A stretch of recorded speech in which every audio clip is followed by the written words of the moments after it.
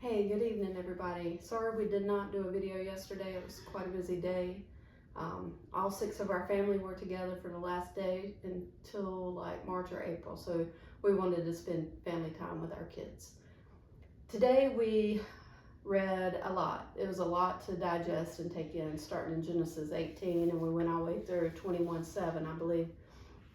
And it was a lot to start chipping away at. So I'm going to turn it over to Jonathan and let him give you the fastest 2 minutes in Genesis. In Genesis. So for those of you who don't know, the fastest 3 minutes of sports is done by Chris Berman, and this is my take on what we're going to do, the same type of thing with the Bible. So today, day 6 of the 365 reading challenge, and we are looking at Genesis 18 through Genesis 21, 1 through 7. So here we go. God and 2 angels end up showing up at Abraham's house out of the blue. Sarah, who's sitting back, overhears them talking and gets a chuckle out of overhearing the fact that she's going to have a baby because she's so old. She then denies that she laughed about it. God tells Abraham that he's going to destroy Sodom and Gomorrah.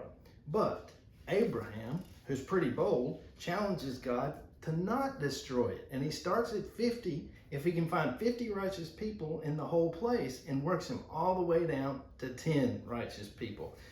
So the angels set off, they go toward the town, and they're going to stay in the city center. But Lot, at his insistence, has the angels stay with him.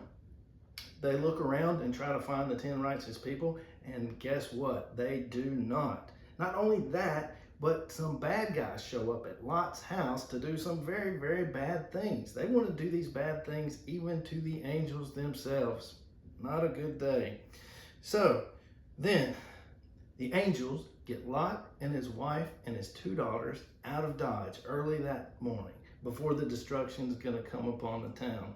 Well, unfortunately, Lot's wife didn't listen. She looked back, and guess what happened to her? She turned into a pillar of salt. So then Abraham, guess what? He goes, meets with another king, tells the king that Sarah is, guess what? Pregnant. No. His sister. His sister. He tells another king that Sarah is his sister, and bad things happen once again. Then after that, come to find out, Sarah actually becomes pregnant, and she has Isaac. And so that is what happens in Genesis 18 through 21, 1 through 7. Tons of things to unpack here. Lots of interesting theological things to dig into. But that is the Cliff Notes, the short version of what happened today. Well, you did skip out on one section, but I could see why you would want to do that, considering Lot and his daughters, and they couldn't find men, and they got to use their dad. But I could see why you would skip that one. That one's hard to talk about. I don't know that any preacher has ever preached on that. That would be a tough one. But what I like at the very end of this, and Sarah declared, God has brought me laughter. All who hear about this will laugh with me. Who would have said to Abraham that Sarah would nurse a baby? Yet I have given Abraham a son in his old age. And God can do so much. We just have to be willing.